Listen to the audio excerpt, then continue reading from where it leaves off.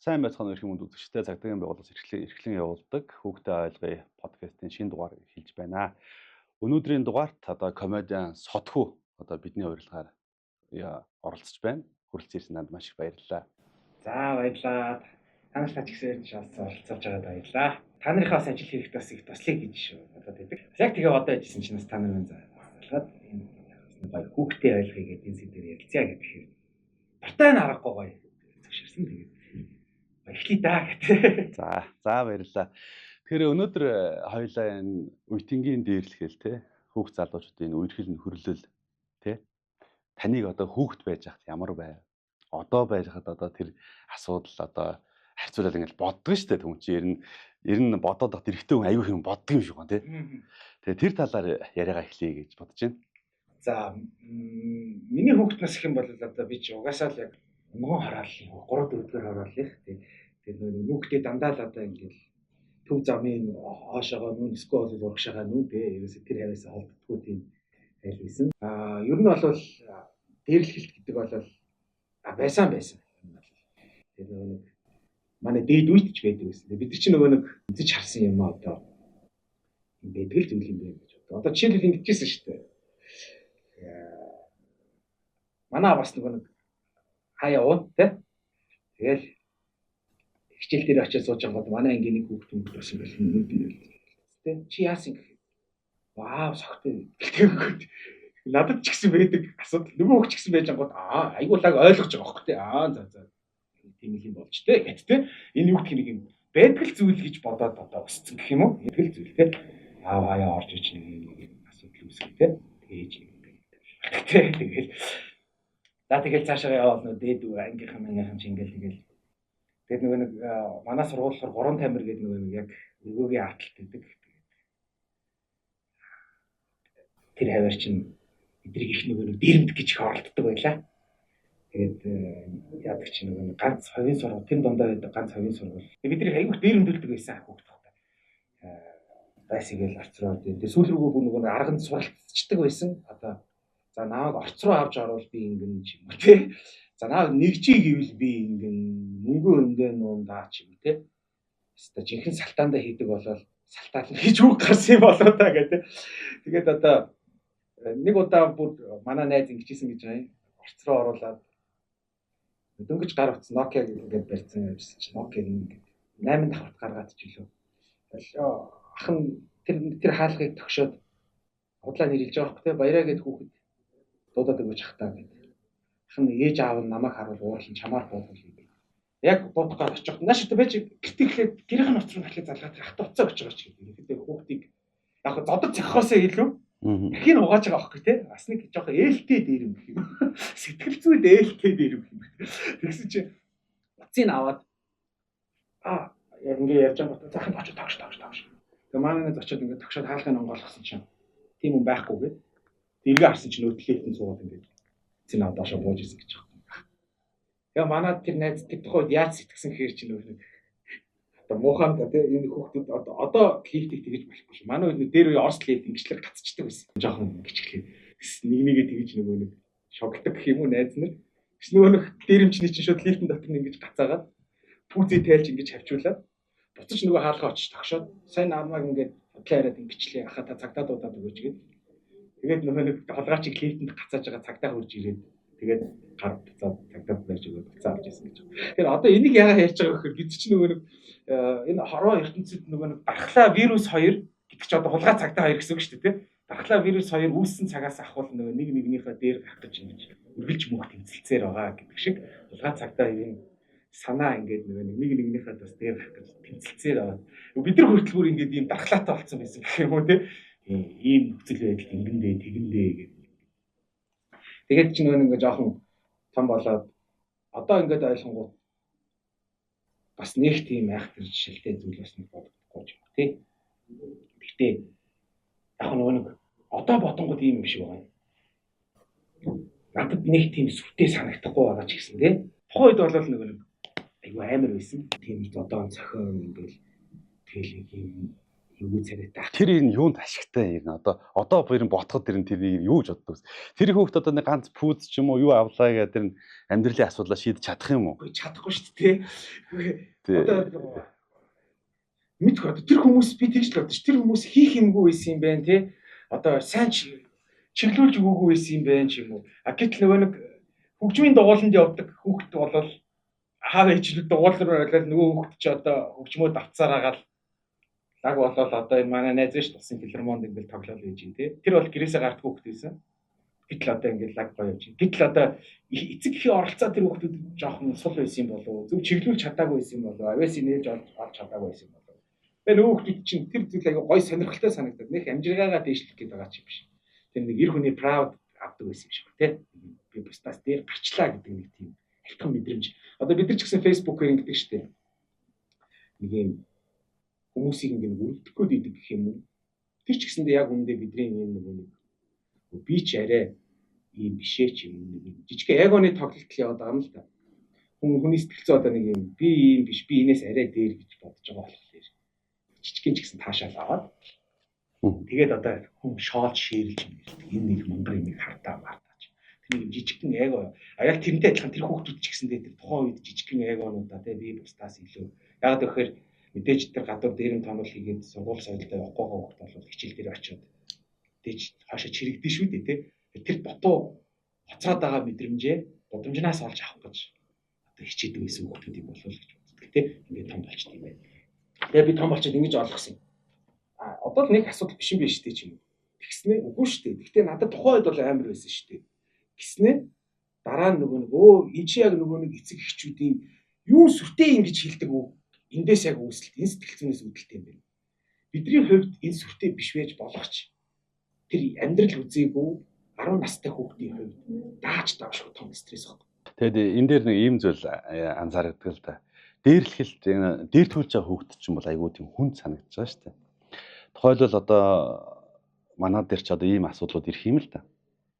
Араас нь хүүхд ингээд нэг балаараа ингээд найзаа нэг тест өгүүлж явах шалгалтын дээр туслаач аль нь бэ гэх нөгөө чинь ингээд яг айгүй тийм хэцүү санагдаад тэгэл ээж авдалж шалгалтын дээр ингээд араа юу татгаад юу ч хийлгүүлэхгүй байсан гэл ингээд. Тэнгүүт нь маргааш нь аав ч юм уу ээж ч юм уу очоод юу болсныг одоо ингээд яахгүй хүүхдийнхээ үгээр явж чангуудаа нөгөө хүүхдийн зодчих байгаа. За нөгөө хүүхд нь ёо нийгмийн ажилтны асуудал ингээд бодоод тэр сургууль би явахгүй айж байна гэл ингээл те.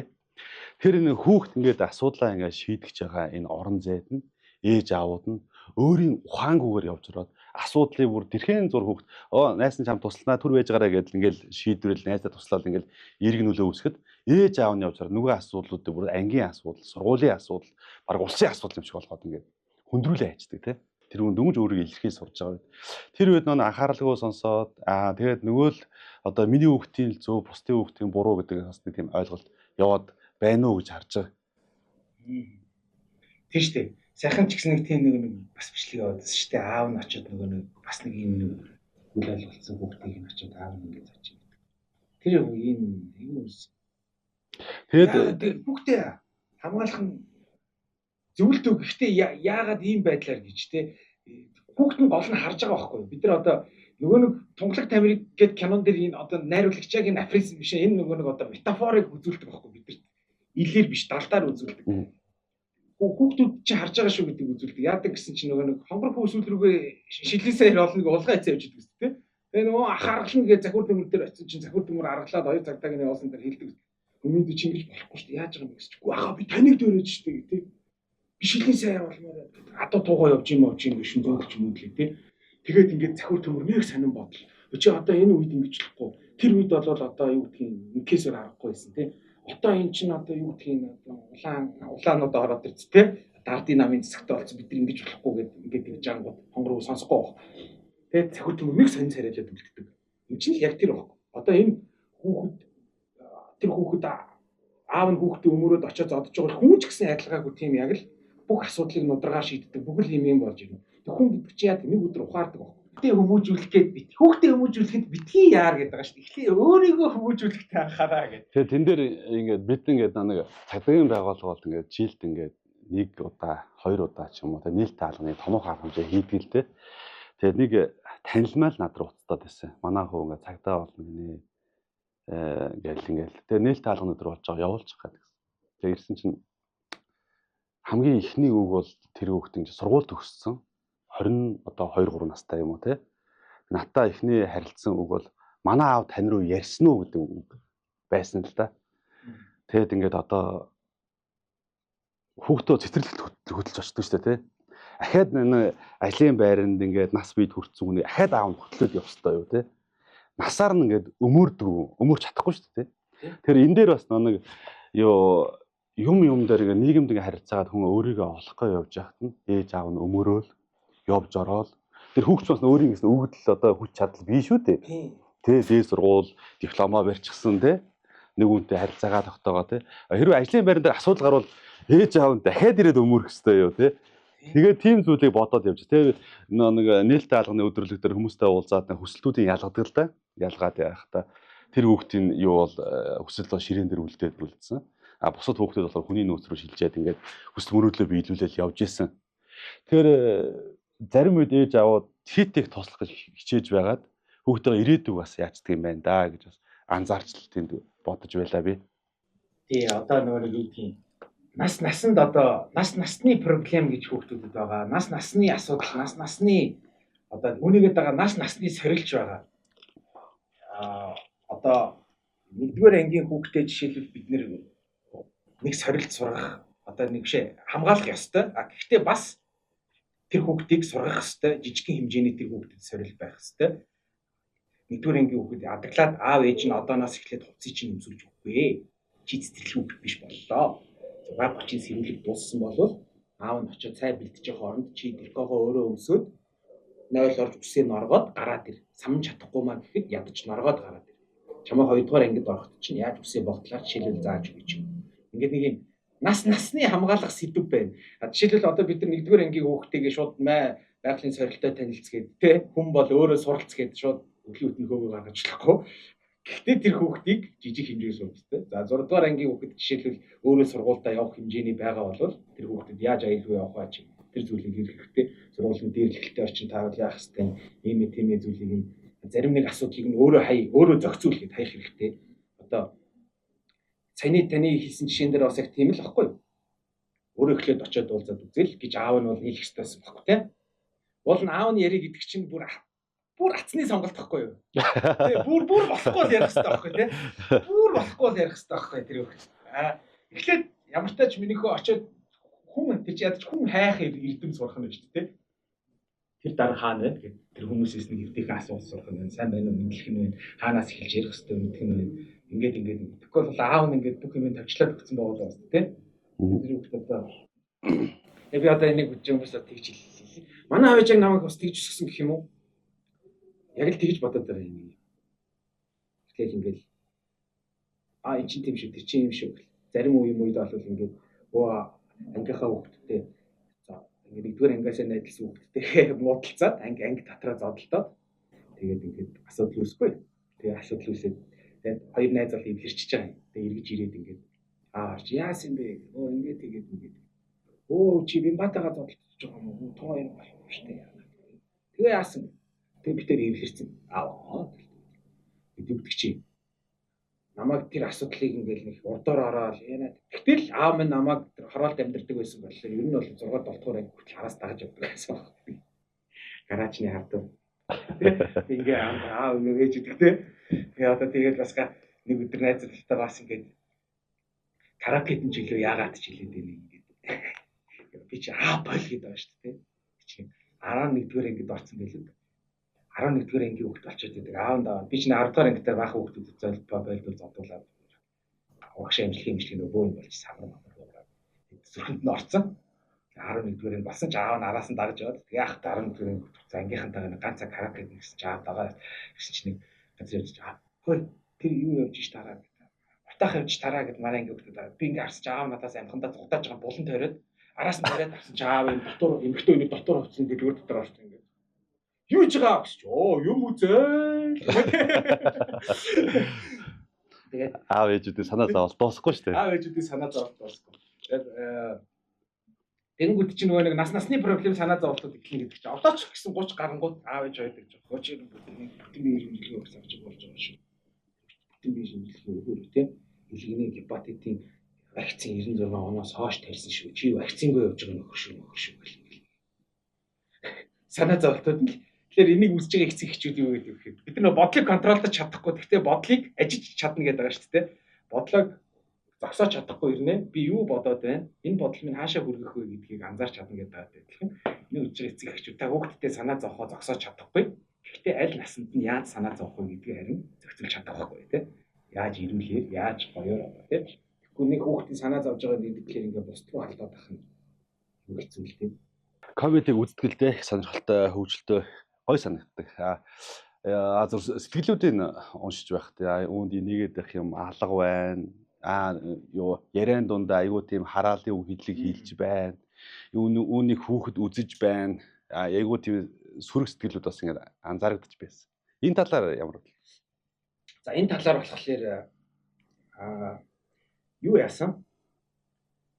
Юм болчиход байгаа юм л да. Нөгөө талаас харангууд таны тэгээд энэ шинж хүүхдүүд үзэж байгаа шүү. Хүүхдүүд энэ шүү гэдэг байгаа байхгүй.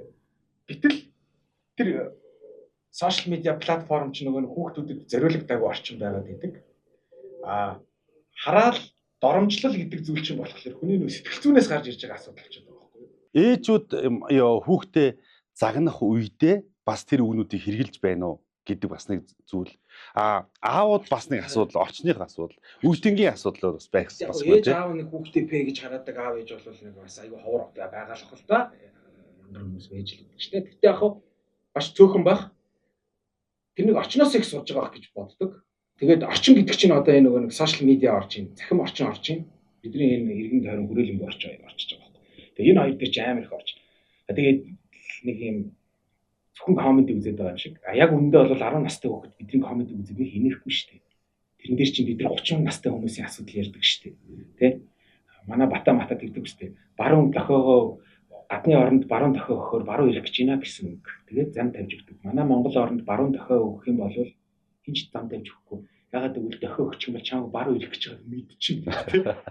Зүүн гэж байгаа шууд ирдэг байхгүй энэ гэж үгээд энийг 10 настай хүүхэд ойлгож сонирхож удаан үзэхгүй шүү дээ.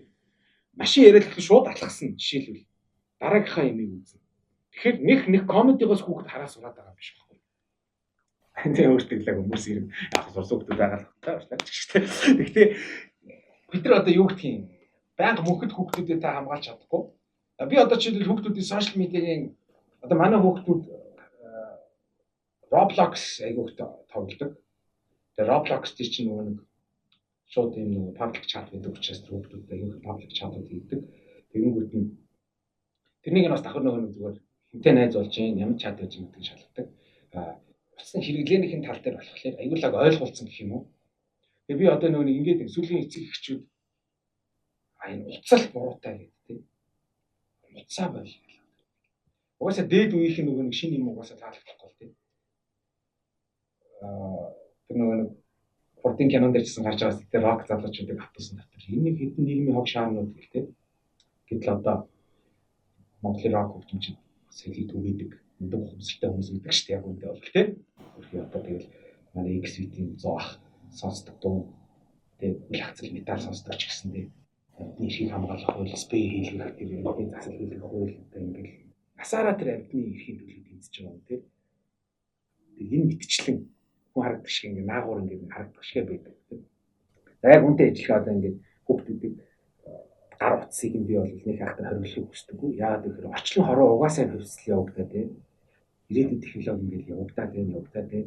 Тэгэхээр энэ бид нар хүүхдүүдэд харин итгэх шиг сургаж яахгүй бол манай цаашлаа Монгол орн жоохон хоцорч магадгүй. Таны өөр хүүхэд бас ингэ. Яг хөө заавал хоцрох, заавал бусдтай уралдаж тэнцэлдэж энэ rat race-д орох албагүй. Гэхдээ энэ дижитал болсон энэ орн энэ 90 100 энэ жоохон ч гэсэн бас нэг юм дижитал чадaltaй байх хэрэгтэй байхгүй. Манай хөдөлмөрийн багш хэлдэг байсан. Ихтэй эмэгтэйгээс салгадаг шүү дээ. Ихтэй манай багш бол ир хүн болцсон шүү биднийг урдаас харж байгаа гэдэг байсан. Та нар нэг гэрийнхээ эндүүг засчиж чаддгүй нэг ир хүн гараад ирвдээ гэдэг тийм. Та нар октод яг хөө тийм шүр суудаа хэлэхэд байж. Өнөөдөр хэдүүлээ шал өөр юм хийнэ гэдэг манай багш бидрээ ингээд мэдэрсэн эндүү тий залгуурны хоёр туйл мөл ярьдаг техник биелэх мэлэх солиулж мөлүүлдэг тийм юм хийдэг байсан. Матхаараа одоо лент гэдэг тий. Юунд да лентээр татаад байгаа юм бэ? Хайчлаач татах тусам суны штэ наадах чи бертаач юм шиг гэл ингээл амар загиндаг. Гадаглаад багш минь лент нахыг заадаг.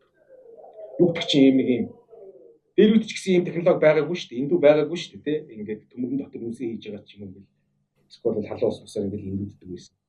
Тэгээд одоо ч өөр болчиход шүү дээ. Багш бид нар зургасан байгаа шүү дээ, тий. Эндүүний биелэх яаж цэлэх вэ гэсэн зургасан. Тэр шиг ирээдүйд асуудал болох юм бол би ядаж хүүхдээ Үнэн бат зогсох багш минь зааж өгсөн, тий. Лан кабельний 8 утсыг дараалалаар нь тавьчихдаг.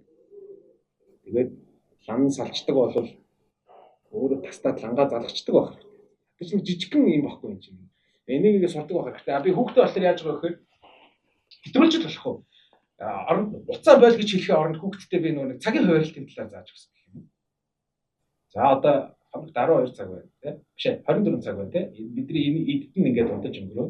Эдд нь бидний ингэх юм байна. Эдд нь ингэх юм байна. Энд нь хичээл хийх юм байна. За энэ бол чиний чөлөө цаг. За чи ингээд бүх чөлөө цагаар Roblox-д зориулвал яах вэ? Тий. Яах юм? Хүүхд мэдэхгүй шүү дээ хөрхий. Бид шиг ингээд ирээдүйг тооцоолох калькулят хийх юм байх. Хүүхдтэй тэрнийг нь харин өмнөөс нь хэлж өгч байна тий. За чи ингээд үлдсэн чөлөөт 6 цаг дотор 6 цаг Roblox тоглох юм бол ингээд хүн удаан суул яах вэ? Энэ ийм бол муруу сууц муу бүх юм тавьж гэр бүлийн уур амьсгал юм бол аав ээж нь хоёр охиноос ань аав ээж хоёр нь уулын чамтай хамт энэ хаата зүтүпи хоёр гарцсан байж шүү дээ. Энийг хамт үзмээр шүү дээ. Чиний дуртай хүүхдээ аав ээж хоёр нь ч гэсэн том болоогүй хүүхд твээр байгаа. Би тэр одоо ч гэсэн анимашн үзмээр байна. Аав ээжтэйгээ анимашн үзлэх гэдэг. Аав ээжтэйгээ дараа нь ингээл та энэ гоё гэр бүлийн тоглоом байж ярилцдаг гэр бүлийн хэлбэл гоё нэг тоглоё л доо. Яг энэ мэтчлэн чи ингээд цагаа гоё хуваарлах юм шүү дээ. Дахиад нэг илүү цаг гарах юм бол яах вэ? Дахиад шиний гоё сурал том охин гитар сурах. Гитаранда би болол хэлж байгаа. Миний охин чи амьдрал юу ч тохиолдсон хөгжмөдөө нэг цаг зохицуулаарэ. Ийм санагдаад байд. За мэдээж явахдаа завгүй ээж аав зөндөө байж байгаа тий. Завгүйч байж байгаа. За мэдээж хуурай хөдөлмөр эхэлдэг тий. Гэртээ гэрээсээ ажилдаг ч юм уу тий. Янз бүрийн хүмүүс ингэ байдаг. Сүүлийн жилүүдэд явахдаа боловсрол бол ингээд одоо ирээдүйн талах тий. Олж идэх талах. Бид нэр одоо маслаа талах гэх юм уу, хар талах гэх юм уу, талахгүйч байх юм уу тий. Боловсрол гэдэг. Ёо боловсрол чадвар гэдэг зүйл тий. Тэгэхээр яг энэ рүү ээж аваад маш их анхаарад нөгөө талдаа хүүхдээ хүн байх тий. Хүн байх, хүнлэг байх. Энэ зан чанарыг нэг үлгэрлэж нэг харуулдаг штэ тий. Энэ зүйл дээр бас алдаад байгаа юм болоо гэж бас анзаардаг. Одоо бид нэг гимтэргийн шалтгаан нөхцөл дээр сууж байгаа хүмүүс шүү дээ. Тэгээд энэ дээрээс алдаад байна уу да гэдэг те найз нөхдөс болоод те орчин тэгэл янз бүрийн шалтгаан нөхцөл байна л да те. Энэ дээрээс залуу ээж одоо маш их анхаарах хэрэгтэй юм шиг би бодож явдаг. Тий одоо за энэ бас миний л бодол шүү. Хүмүүс ингэж нэг амар юм тулглаа заа зүйлээ. Энэ бол яг бас хүн болгоом уу хүн бол өөрсдөө зөв. Бас санаа. Зарим эцэг эхчүүд нь шахах хэрэгтэй. Өөрөөсөө хөгжлөөрөө л явах хэрэгтэй гэж байна. Гэтэл нэрээ яалтчгүй шахуулж өссөн. Ил маскыг шахааг бол яах вэ? Тэ? Одоо энэ солонгосчууд чинь бас нэг бар ээж нар гэдэг алдартай шүү дээ. Хүүхдүүдээ хэдэн дугууланд явуулж байгаа. Айгүй төлөвлөөсөө ханган хүүхдүүдээ шүү дээ. Манайхд 3 дугууланд явдаг. Манайх 4 дугууланд. Манайх 5 явдаг. Өсөлтөнд дунд нь хүүхдүүд нь хөрдөг тийм. За хохироод авч явах. Яг үүндээ тэд нар цөөхөн хувийн тийм нөгөө талд бас хичээл сургууль завсартсан хүүхэд солонгос бас байж л байгаа шүү дээ. Нөгөө талд алтан дундаж тийм. Над чиг эх орны алтан гурыг алгаад тосоод авдаг нэг нөхөр бас байгаа шүү дээ. Тэр мөрнийг одоо ингээд бүгдөө л ингээд байж байгаа. Гэтэл чи даяг давхраагаараа ингээд байж байгаа. Тэгээ мундаг боловсрол өссөн хүмүүс нь дахиад ингээд мундаг ирээдүйд боловсон хүчин болоод дэшигээ ингээд гараа явж байна. Алтан дундаж нөхдүүд нь ажил үргийг хамт байгаа тушаал аваад ингээд сайхан гүйцэтгэхэд явж байна тийм. Ингээд энэ хорооч юу гэх юм бүх хүн төгсөхөөс ал бөгөөмөл ингээд. Тэгэхээр яс нэг айхтар тэгж бурууддаг. Харин тэр нөгөө нэг шахаж байгаа хүүхдүүд нь сайхан өрөөдөг гэх юм уу? Тэгэл хүүхдээ нэг айхтар шахтаггүй. Тэвэндээ бол тэгээ багш нар нь ч бас мэддэг. Гэтэ хаа нөгөө нэг хүүхдтэй би юу сургадаг вэ гэхээр дүн бол нэг дүнгийн клуб бий. Зүгээр хариуцлага те багш чинь чам хинжийн даалгаврыг чиний одоо зураг нэгдүгээр ангийн хүүхэд яг ийм даалгаврыг аава би ядраад байна. Би яаж 2 хуудас аа усыг бичих юм бэ гэлтэй хүүхэд одоо чинь. Үгүй миний охин чинь нэгдүгээр ангийн хүүхэд чинь танаа багш чинь ингээд олон жил нэгдэх. Чаддаг болоод өгсөн байгаа тийм. Хоёлаа ямар тач зөвч вэ, бурууч вэ, зөв зурсан ч вэ, буруу зурлаа зурсан ч вэ, багштай ямар тач нэг зүйл өгөх ёстой. Яг хүүхдтэй нөгөө нэг онц аваараа гэж хэлэхгүй зүгээр цагийн имийг цагт нь хийгээрэй л гэж одоо багаас нэгдүгээр ангиас нь сургаж байгаа. Одоо том ч зурдаг. Би ч одоо 3 хүүхэдтэй. Том маань 12 үж гин. Дунд голынхан маань 7 үж гин. Баг маань 4 үж гин. Тэгэнгүүт их чи нөгөө нэг тэгээд сургацсан чинь их амар байгаа гэх юм уу? Тэгэнгүүт олон хүүхэдтэй хүмүүсийн үйл бас тэгчэл амар юм байл шүү тий. Хамгийн томын их сайн сургач байгаа. Бас нь яг дөрөөд гин байлаа гэх юм уу? Бас нь яг л дөрөөгаал тий. Одоо жишээлбэл нөгөө баг охиноо памперсаас гаргах гээд 2 настай багт. Шаа 8 настай багт. Чи манайх ч баг 2 настай. Баг чинь бүр хамгийн эрт гарсан рекорд эзэмсэн 2 хичээсээ. Яасан гэсэн чинь нөгөө нэг памперсаас гаргах гээд гашонк ингээд тавьсан чинь.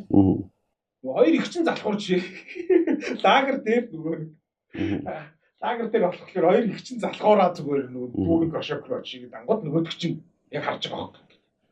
Яг их чигээ дүүрээгаад их чинь яаж босч ийн, яаж тэр трикогоо татчихин, яг ижлэхэн дүүрэж байгаа хог. Тэгээд яг тэрнийг анзаараад тэгээд яг амар хурдан гацсан. Тэрнүүд би за энийг эхлээд томын яг гоё чигээр цаашаа яг ингээд болчихдөг юм байна да. Аль болох бие бинийгээ ингээл гэр бүлүүд бие бинийгээ дэмжээл, туслаад, өнгөлөөл тэгэл энэ амьдралыг яаж чихэр шиг гоё болгох юм те.